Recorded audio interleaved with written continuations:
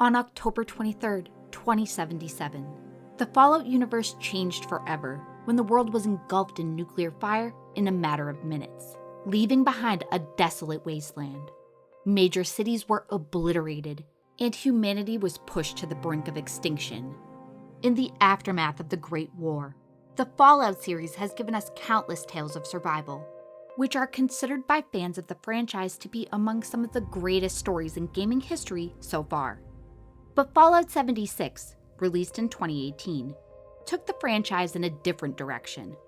Online multiplayer, encouraging players to work together to rebuild beautiful and empty West Virginia.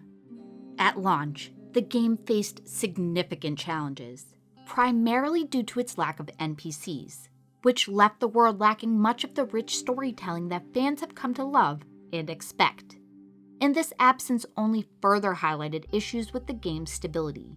While the shift to online multiplayer introduced frustration around balancing and player interaction, leading to a very rocky reception. Despite the problems at launch, things have only improved. Different factions have been returning to Appalachia, bringing much more life to the Wasteland. And the slow rollout of these new stories has only added to the idea that the Wasteland is being rebuilt. 76 takes a step away from the typical encouragement to hoard found in the single-player games that came before it, by including storage limits. But the storage limitations don't feel overly punishing. Instead, it feels like it encourages players to share resources and trade their items. And stories of players helping each other out are common. The community spirit in 76 is truly something different than any other multiplayer game I've experienced. Maybe because it is what I believe to be a multiplayer game played primarily by single-player gamers. But the game hasn't always been this way. At launch, Fallout 76 leaned heavily into its PvP elements, and there was constant tension and threat of losing valuable resources to opportunistic players.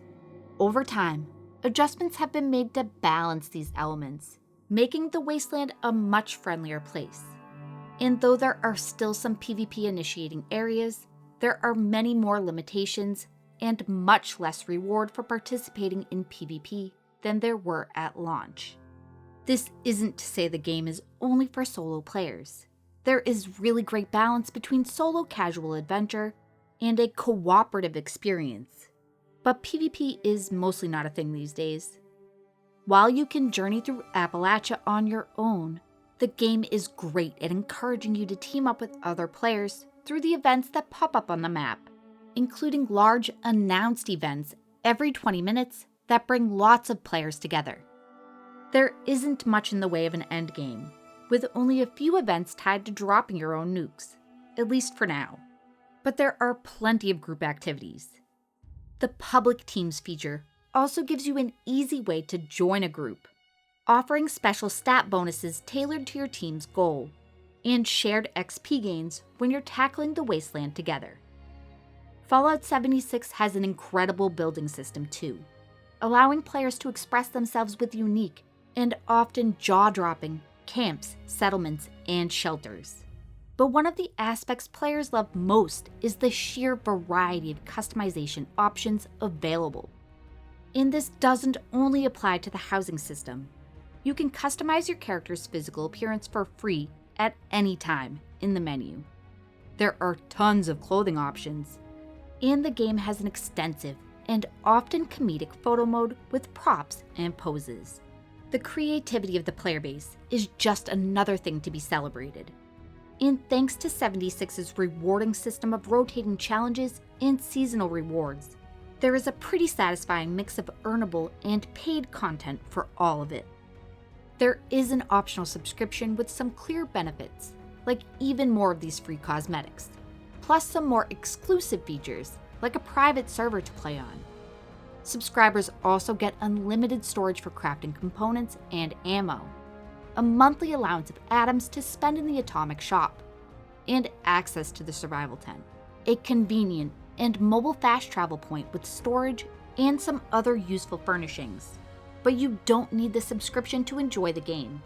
And to this point, all of the game's new content additions have been free for everyone. And there's plenty of quests, events, and things to collect without a sub. As we commemorate Fallout Day, let's also celebrate the strides Fallout 76 has made since its challenging launch, and the community that has grown around it. It's clear that the game has transformed into something special, and if you stepped away early on or heard mixed reviews, now might be the perfect time to give it another shot, with the release of the Fallout TV show introducing a whole new wave of players.